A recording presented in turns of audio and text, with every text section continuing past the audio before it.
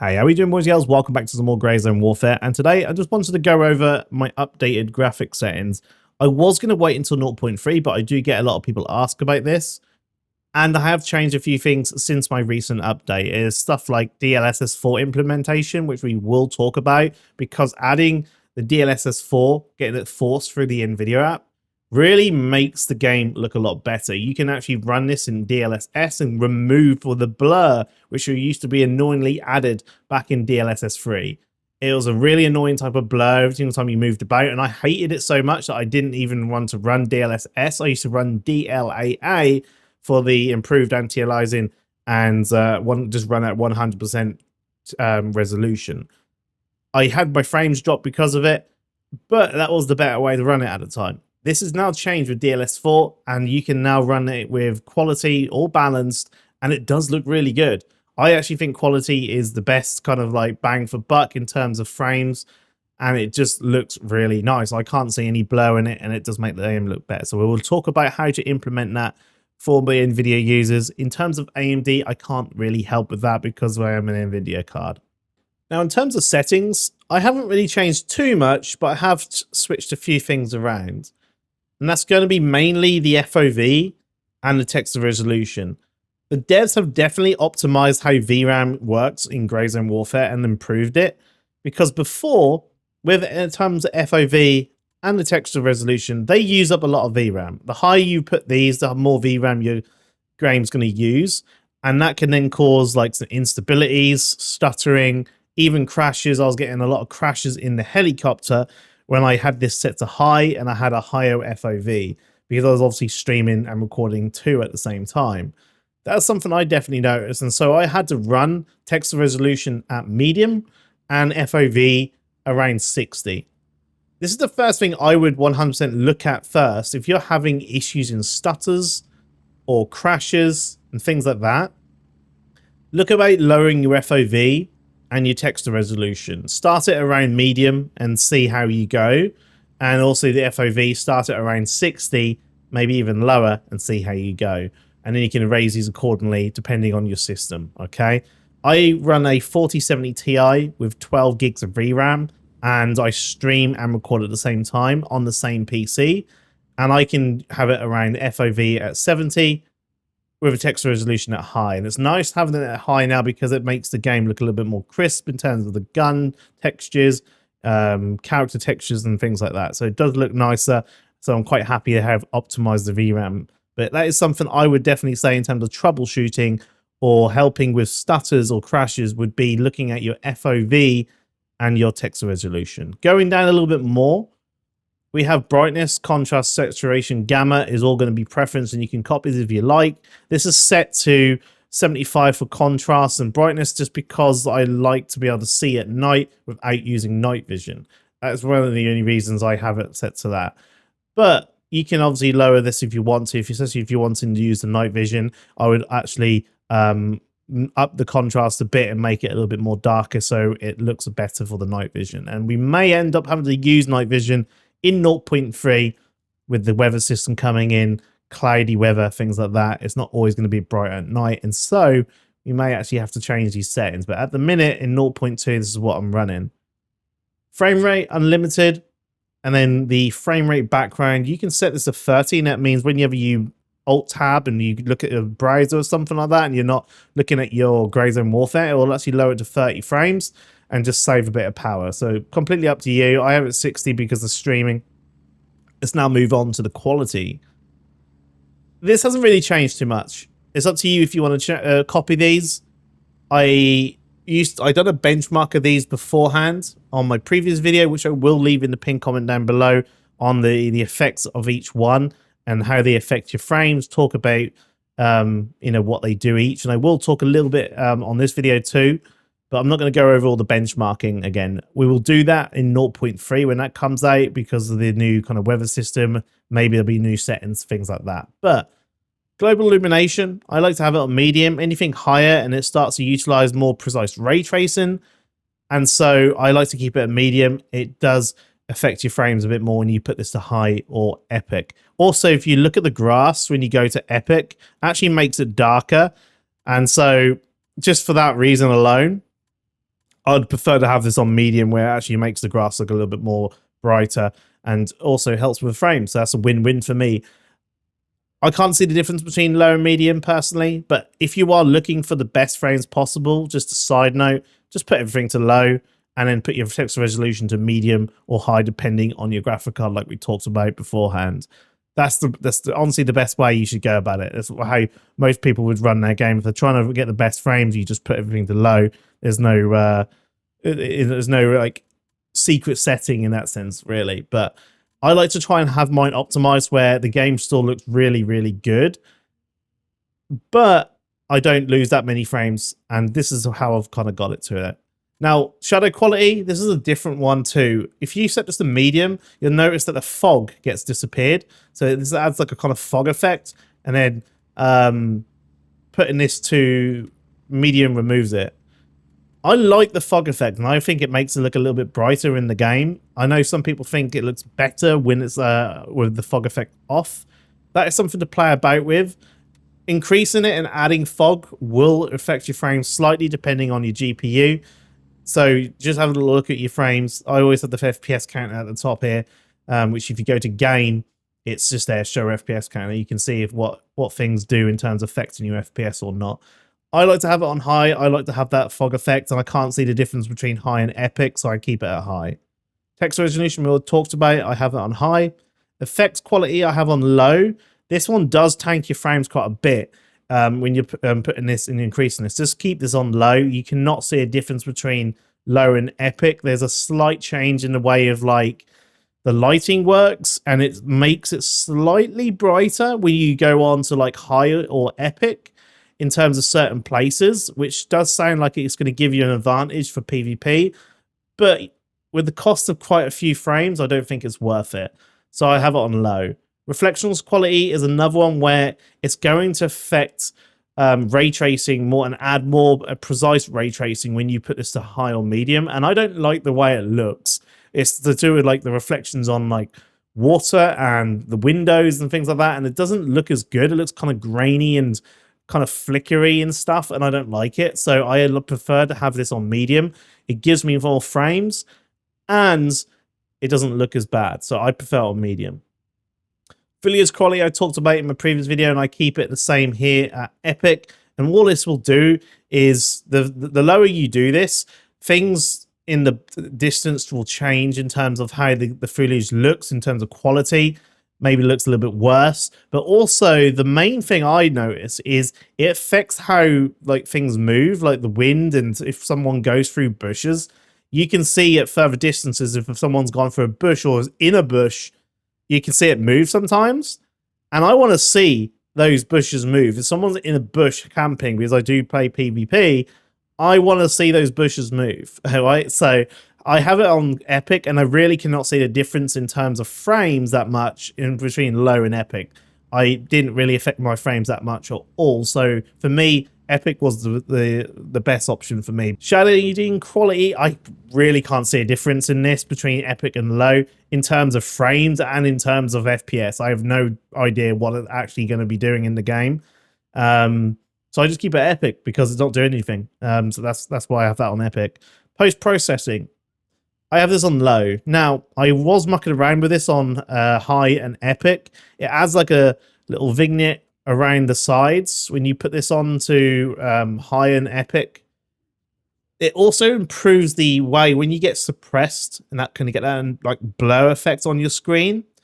It looks better at high and epic, and it's easier to see when you get shot at. Like it's a more quality blur, which doesn't look as fuzzy. And so it's easier to see when you're getting shot at from the bots and stuff when you have this on epic, but it does tank your frames a little bit more. So I like to have it on low for that reason. And it gets with that annoying kind of vignette kind of effect around the side, which I don't want. If I didn't have the vignette thing around here, that was just an option in itself, I actually would keep this on epic just so the blur looks better, but I just don't like the kind of like vignette around the outside. It just darkens it a little bit.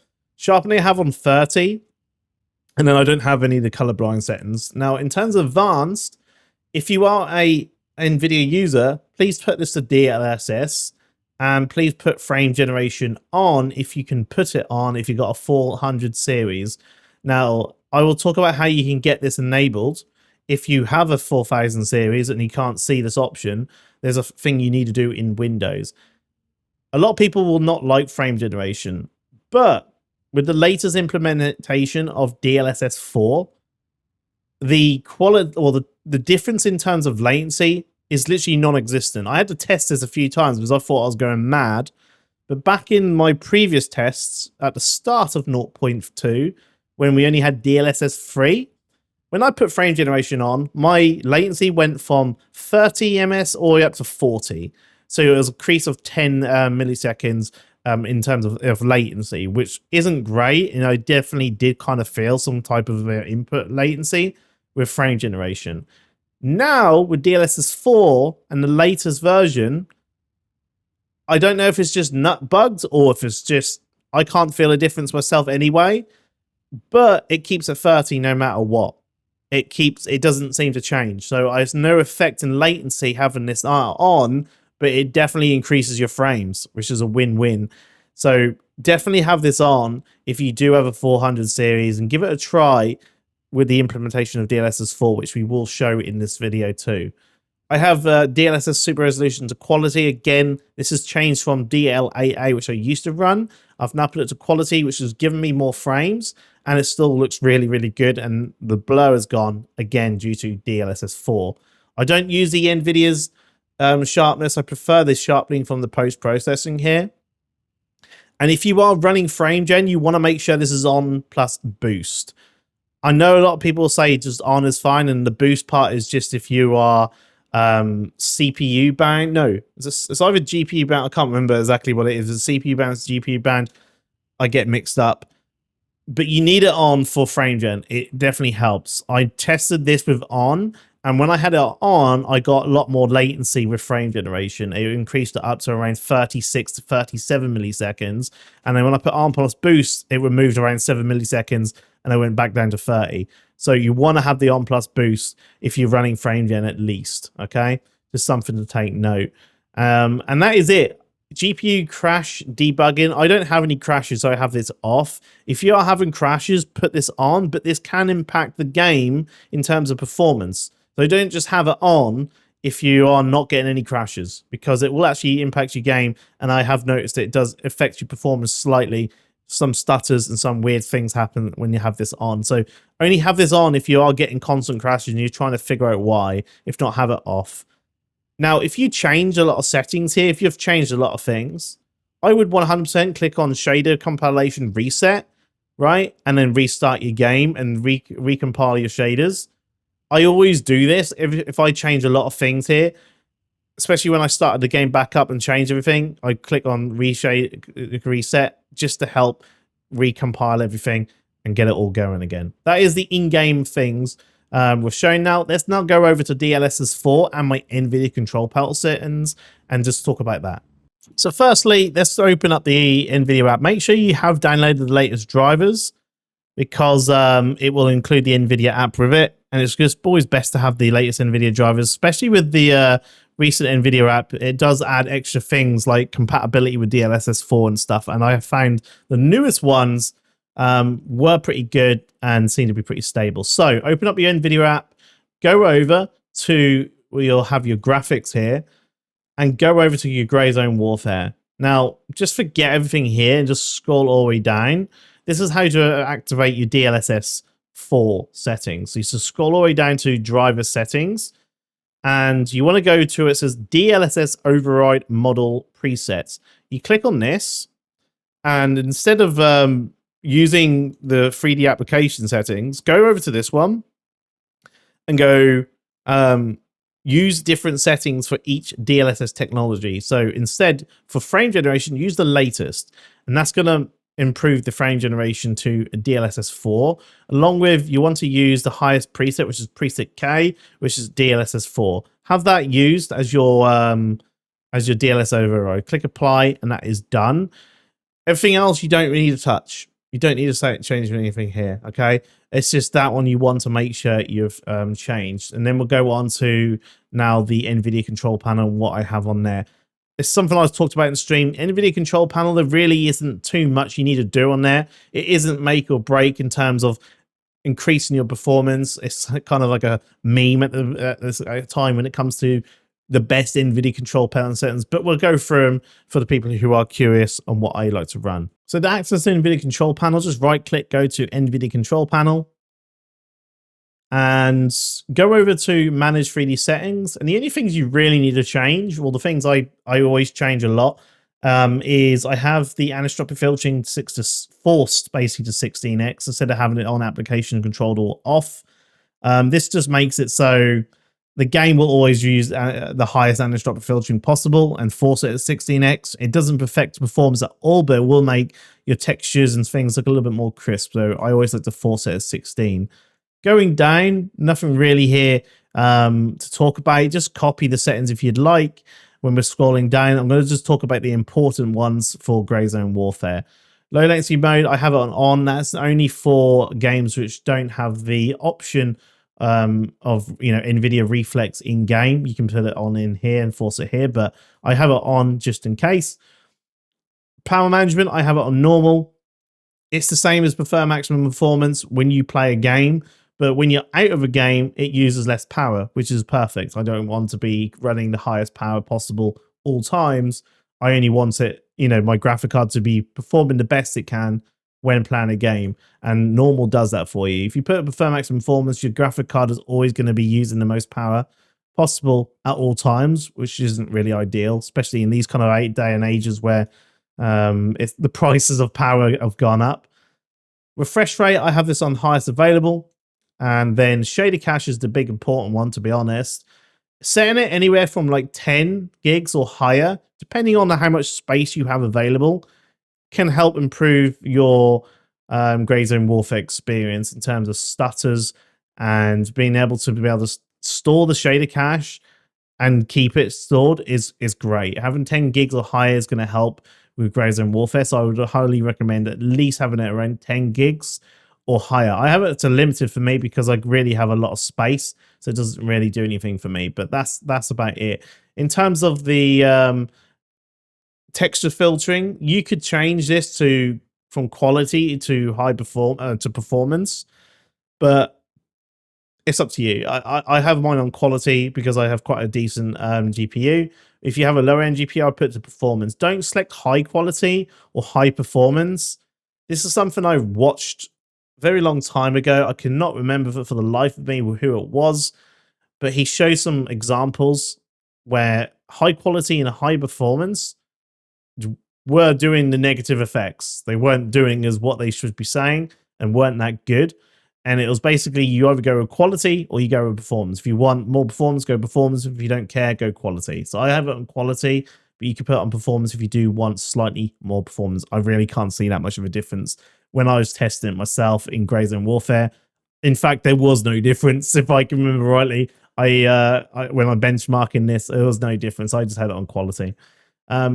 Everything else, yeah, you can up to you to copy. But yeah, this is mine. Pause it if you like and just copy the settings. Everything else here really is preference, and there's nothing really going to affect your game performance. You'll see a lot of people talk about this, but unless the game is using Physics X, it's not going to use it. So I have it set to the Nvidia. If you want, really isn't going to do anything though for Grey Zone Warfare, and then everything else here is just preference. Now, if you're on a 400 series or 4000 series, graphic card, and you want to enable frame gen, it's not appearing on your Grey Zone Warfare list for Nvidia frame gen. You only see the Fidelity FX one. This is what you need to do. What you want to do is click Start, go to Settings, go to Gaming, go to Game Mode. Make sure Game Mode is on, then go to Graphics, go to Advanced Graphics Settings, click a little scroll down, click on this, and you'll see Hardware Accelerated GPU Scheduling. Make sure this is on. If this is off, this won't make FrameGen appear in-game for NVIDIA users, for the NVIDIA side of things. So make sure this is on, and then you will need to restart your machine by doing so. Okay, and that is how you enable NVIDIA FrameGen for Grey Zone Warfare if you cannot see it and you have a 4000 series or above. And that is it, boys and girls. Thank you so much for watching. I hope this helps in terms of either getting some performance out of your game or making the game look slightly better, forcing Nvidia DLSS 4 or getting your frame gen, whatever the thing you're trying to do. Hope that helps you, and we'll see you in 0.3 where we'll be doing another video like this once again. Anyway, guys, thank you so much for watching. Catch you later.